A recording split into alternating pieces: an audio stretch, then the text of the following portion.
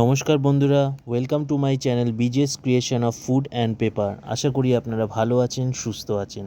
আজকে যে রেসিপিটা আপনাদের সাথে শেয়ার করব সেটা কিন্তু দাদু ঠাকুমাদের কাছ থেকেই আমাদের শেখা।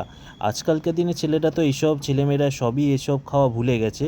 সেটা হচ্ছে কাঁচকলার ছিলকাটাকে বেটে একটা অসাধারণ রেসিপি হয়, সেটা গরম গরম ভাত দিয়ে আজকালকার যুগে ছেলেমেয়েরা একদমই ভুলে গেছে। তো সেই রেসিপিটাই আপনাদের সাথে শেয়ার করছি। প্লিজ আপনাদের কাছে একটাই রিকোয়েস্ট, একবার আমি যেই পদ্ধতিতে বানাচ্ছি সেই পদ্ধতিতে প্লিজ একবার এই কাঁচকলার ছিলকা বা খোসা সেটা বাটা আপনারা বাড়িতে বানিয়ে আমার পদ্ধতিতে একবার রান্না করে গরম ভাত দিয়ে খেয়ে দেখুন। সবার বাড়িতেই কাঁচকলার কোফতা, কাঁচকলার তরকারি হয়েই থাকে।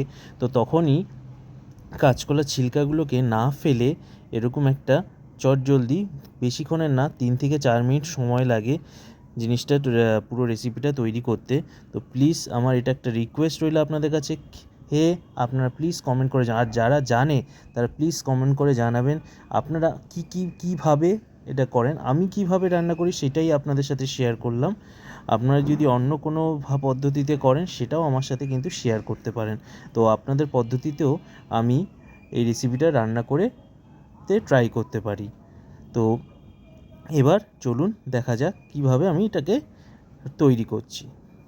তো প্রথমে যেটা করতে হবে, যে কাঁচকলা যখন আমরা সেদ্ধ করব, ছিলকাগুলো সমেতই করি, তো ছিলকাগুলোকে আমি সেদ্ধ করে রেখে দিয়েছি। তো একটা ব্লেন্ডার জারে সেটাকে আমি নিয়ে নিয়েছি। তার সাথে আমি যেরকম ঝাল খাবেন সেই অনুযায়ী আমি লঙ্কা নিয়ে নিলাম, অল্প নুন নিয়ে নিলাম। এবার একটা সুন্দর পেস্ট তৈরি হয়ে গেল। তো বাকিগুলো যেগুলো আছে সেগুলোকেও আমি সেম পদ্ধতিতে তৈরি করে নিচ্ছি। এবার একটা আমি কড়াই নিয়ে নিচ্ছি। কড়াইতে আমি এখানে সাদা তেল দিয়েছি, আপনারা সরষের তেলও করতে পারেন। তো সামান্য একটু সাদা তেল দিয়ে এর মধ্যে আমি এবার ফোড়ন দেব।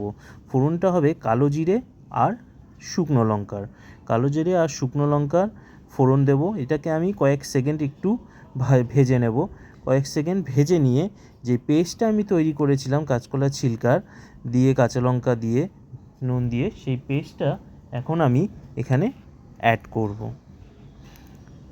অ্যাড করে এটা ততক্ষণ ধরে আমি এটাকে রান্নাটা করব যতক্ষণ যে জল ভাবটা, যে একটা মিশ্রণটার মধ্যে, যে পেস্টটার মধ্যে যে একটা জলীয় ভাব আছে, যেটা যতক্ষণ না শুকিয়ে যাচ্ছে। তো দেখুন আমি কিভাবে পুরোটাকে একদম শুকিয়ে, যখন দেখবেন কড়াই থেকে আর লাগছে না, কড়াই থেকে খুব সুন্দরভাবে উঠে আসবে, সেই অবধি কিন্তু আমি এটাকে রান্না করব। কারণ এরকম জল জল থাকলে কিন্তু টেস্টটা আপনারা পাবেন না। আমি সামান্য একটু নুন অ্যাড করে দিলাম। অতি অবশ্যই আপনাদের স্বাদ অনুসারে নুনটা দেবেন।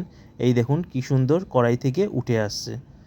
আমার তৈরি হয়ে গেছে এই রেসিপিটা। তো অতি অবশ্যই কিন্তু সাবস্ক্রাইব করবেন আমার চ্যানেলটাকে, আর কমেন্ট করে জানাবেন কেমন লাগলো। তো খুব শিগগিরই আরও সুন্দর সুন্দর রেসিপি নিয়ে আমি আসছি আপনাদের কাছে। আর যদি কিছু নতুন রেসিপি জানতে চান প্লিজ কমেন্ট করে জানাবেন।